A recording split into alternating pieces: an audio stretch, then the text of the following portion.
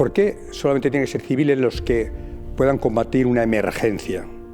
Los militares tenemos determinadas características muy apropiadas para la lucha contra las emergencias. El militar profesional hoy en día está preparado no solamente para el combate, está preparado para todo y para la gestión.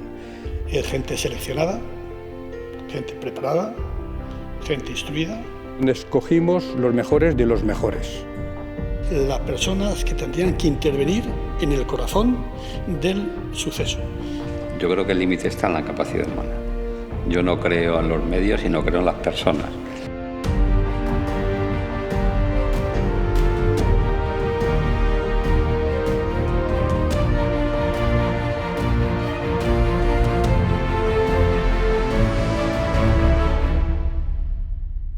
Nosotros optamos por que los hechos hablasen por nosotros.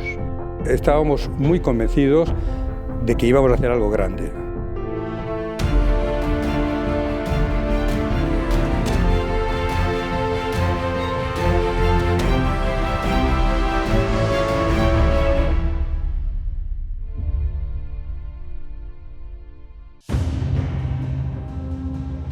Hay un hecho que se produce que desencadena el nacimiento de la UME, que es el incendio de Guadalajara. En ese incendio hay 11 muertos y eso crea una gran conmoción. En ese momento el Estado no tiene ningún instrumento para hacer frente a este tipo de situaciones, puesto que todo lo que es protección civil y servicio antiincendio está transferido a las comunidades autónomas. Y es en ese momento cuando se plantea la necesidad de que el Estado tenga un instrumento propio para hacer frente a esas situaciones. Pudo ser un detonante del por qué había que crear a nivel nacional, dependiendo del gobierno de la nación, una unidad operativa donde pudiera restablecer, reforzar y equilibrar en emergencias muy importantes, sabiendo que se habían transferido todas las competencias. Entonces, la única forma de hacer una unidad que las comunidades autónomas no pudieran reclamarle es que fuera una unidad militar, puesto que la defensa es competencia exclusiva del Estado. Yo me imagino que en un momento determinado, después de Guadalajara, se hace un juicio crítico, un análisis de qué ha pasado. Entonces, quizás se vio la necesidad de tener una unidad de refuerzo donde se rompiera cierta tendencia de responsables de regionales o autonómicos, donde prácticamente tenían las competencias y a veces, y en ciertos casos, rehusaban el apoyo de elementos del Estado, porque las Fuerzas Armadas siempre intervenían en apoyo logístico secundario, pero no tenía la especialización necesaria para poder atacar directamente el incendio. Cuando había un desastre natural de cualquier tipo, se nos reclamaba. Estando en la brigada de Badajoz, me había tocado el Chavapote, me había tocado una serie de incendios fuertes que hubo en la zona, en la linde, en la frontera con Portugal, y habíamos tenido que participar, pero sin medios, sin instrucción, sin conocimiento, en fin, de una manera precaria. Esta falta de preparación trajo víctimas de incendios donde un teniente con unos soldados fallecieron porque una ola de fuego, un incendio, les atrapó. Entonces, lo que había que hacer era una unidad especializada. Y eso es lo que le propone Bono a Zapatero y le encarga que haga un estudio al entonces secretario de Estado de Defensa, que es Paco Pardo, que es el que hace un estudio diseñando la UME. Y entonces ya fue cuando el ministro me explicó lo que quería y entonces me ofreció si quería ser el general que iba a poner un poco en marcha un proyecto. Le dije que para este proyecto, que me había explicado, era ideal un general de ingenieros y le di un nombre. Me dijo, no, necesito a alguien. Le di otro nombre de general y a la tercera dijo, bueno, señor ministro, si usted quiere, pues me quedo. Entonces, a partir de este momento, esto fue el 19 de enero del 2006, me comprometí a desarrollar este proyecto.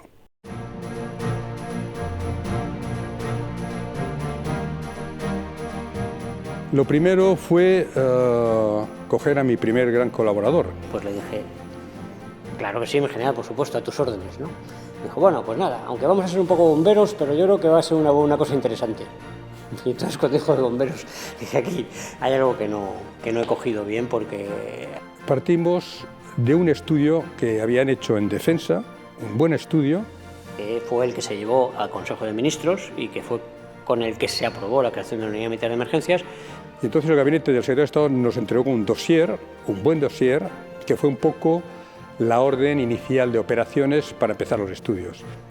Partiendo de esa carpeta de planeamiento, es con lo que fuimos, en fin, matizando y ajustando y creando la unidad, ¿no? Hicimos un núcleo de constitución donde escogimos los mejores de los mejores. O sea, no tuve problema de coger al mejor espectro de personal que me falta, de logística, de comunicaciones, de inteligencia, con la suerte de que cuando uno tiene una misión, un apoyo y una financiación, se puede trabajar muy bien. Nos basamos en lo que había del mundo civil. Estuvimos trabajando a un ritmo como el de operaciones. Teníamos que apoyarnos en la experiencia nacional del Ministerio de Interior, de otros ministerios. Teníamos que ver qué había en el mundo, en Europa especialmente, de este tipo. Nuestro modelo desde el punto de vista de la protección civil en el ámbito militar fueron los franceses. La semana siguiente estábamos en París visitando a las unidades de protección civil francesas, que son unidades de ingenieros del ejército francés. Dos principios. Hemos de ser 100% militares para no perder nuestras características de jerarquía, de disciplina, de disponibilidad, de sacrificio, de austeridad, de competencia, etc., ¿no? Y la segunda era, hemos de encajar en un mundo muy variado de modelos, civil. En todo caso, nos imbricamos dentro de la ley de protección civil que había. La ley le concedía la atribución en protección civil a los ayuntamientos en un primer nivel, a las comunidades en un segundo nivel y en un tercer nivel al gobierno de la nación, y nosotros estábamos en ese nivel. La protección civil estaba desarrollada en España en aquel momento. Lo que le pasaba es que realmente tenía una cabeza pensante, la Dirección General de Protección Civil, y no tenía herramientas de funcionamiento. Yo siempre decía, no compararos. Ellos tienen sus horarios, sus salarios y sus competencias. Nosotros las nuestras dentro del ejército. Jamás decir que somos mejores. Primero porque no lo somos todavía, y el día que lo seamos que lo digan ellos, pero nunca nosotros entrar en competencia. Debía haber complementariedad. El de abajo, cuando no puede más, pide al de arriba. El de arriba, cuando no puede más, pide al de arriba.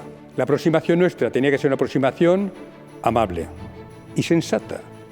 Entonces íbamos y les decíamos, hemos nacido para esto, ayúdenos a formarnos para poderles ayudar luego. Y nunca tuvimos problema para supeditarnos al mando del que manda la emergencia, del que dirige la emergencia, sea del nivel que sea. Y esta aproximación, diríamos, de cierta humildad, es la que nos permitió que nos abrieran todas las puertas.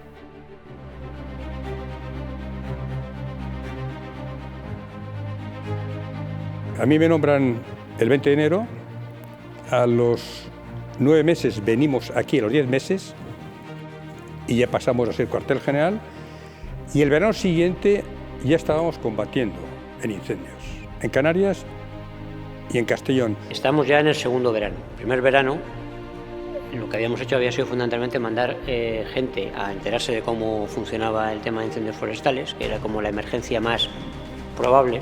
Mandamos gente a Francia, mandamos gente a Galicia, fundamentalmente, y un poco también a Cataluña. Galicia ese año, el año que mandamos, este primer año, hubo muchísimos incendios en Galicia, fueron unos años peores. Los que fueron allí pues aprendieron mucho. Los de Francia también estuvieron en Córcega, aprendieron bastante. Y luego durante todo ese año habíamos ido formando las unidades a base de campamentos básicos de emergencia que llamábamos, exactamente. Bueno, cuando llega el verano del que estamos hablando, que es el del 2007, pues ya tenemos las unidades operativas y formadas. Empieza el incendio en Canarias. Y en Canarias teníamos una unidad que estaba en Ganto. Y el incendio se produce en Gran Canaria. Las unidades que estaban ahí son las que van. Como resulta que esa unidad era una sola y el incendio se prolongaba, hubo que mandar un relevo. Una vez que se intervenía la unidad, esa unidad era relevada permanentemente y nunca dejaba de intervenir. Los retenes normalmente intervienen durante el día o cuando pueden, y en un momento determinado, cuando baja la posibilidad de extinción, pues bajan también la capacidad de intervención. Nosotros continuábamos sin cesar, ¿no? Pero para eso hubo que mandar una unidad desde Sevilla. Y cuando todavía estaba ardiendo el incendio de Gran Canaria, empieza a arder también Tenerife. Con lo cual hubo que mandar desde Madrid y desde Sevilla fuerzas a Tenerife. Cuando además en Tenerife no había material, alquilamos un Ilyushin, un avión de transporte ucraniano que está en el mercado, para transportar material desde Madrid hasta allí, pues en un tiempo que la verdad es que nos pareció récord. Esa intervención en Tenerife derivó en poner una unidad también en Tenerife que no estaba en el plan original.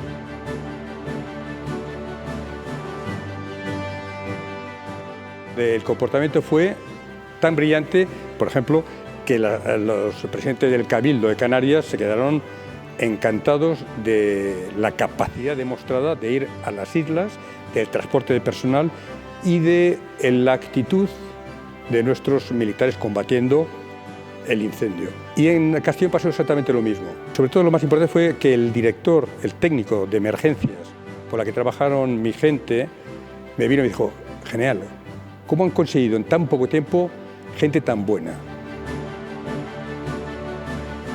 Y a nuestra gente, cuando se fue, los de Cruz Roja, los de, diríamos, todos los de emergencias locales, todos me vinieron a felicitar del comportamiento de los militares y les despidieron aplaudiendo.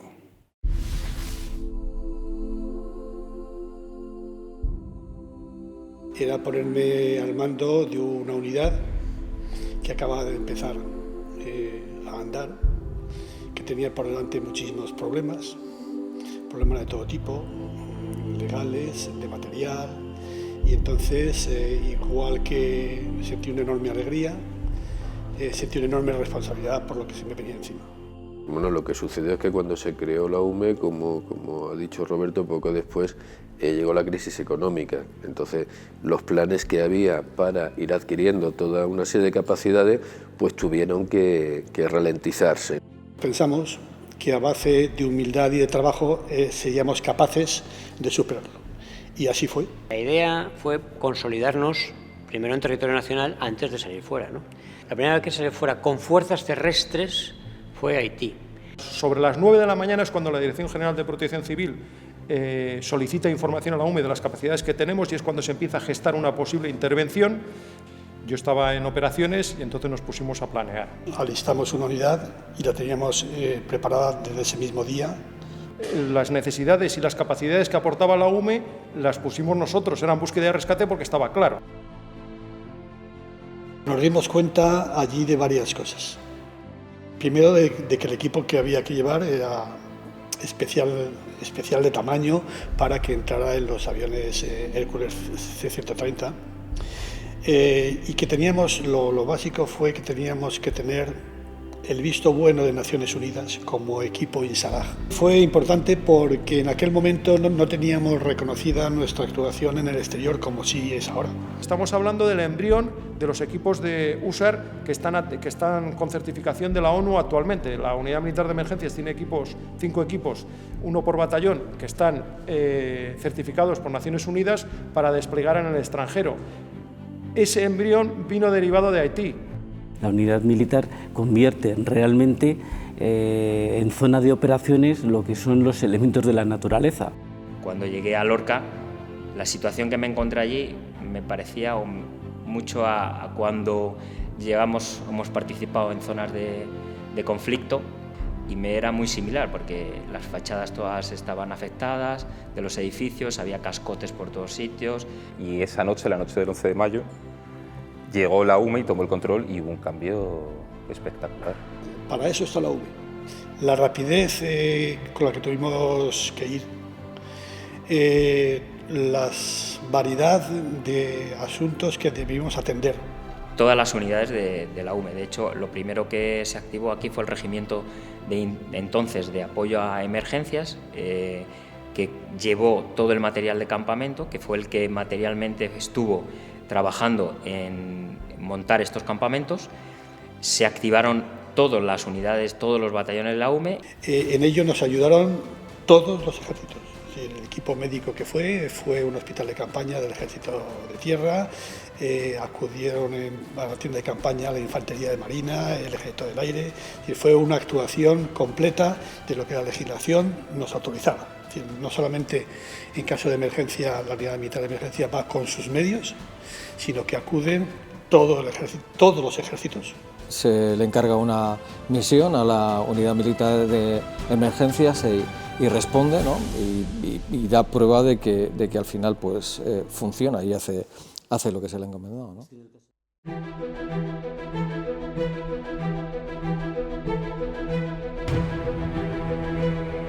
Cuando la UME cambia de mando, no cambia de rumbo. Las unidades militares mantienen el mismo rumbo, cambia el capitán de máquinas, ¿no? Por así decirlo, pero yo no hago nada más que seguir el rumbo de mi antecesor, que a su vez sigue el anterior, ¿no? Estamos buscando siempre las capacidades que nos puedan requerir en una situación extrema. O sea, la UME está formada por una serie de capacidades, que es intervención ante riesgos naturales, incendios forestales, etc. Un incendio forestal de noche no pueden actuar los medios aéreos y sufre una variación al albur en función del viento. Bueno, eso nos hizo adoptar un procedimiento de utilizar helicópteros de noche con unas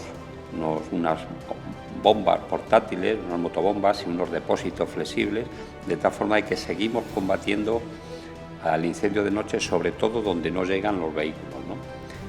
Surgió el accidente de Santiago y obviamente nos dimos cuenta que para actuar dentro de un AVE, que es un material tremendamente complejo, hay que tener personal experto.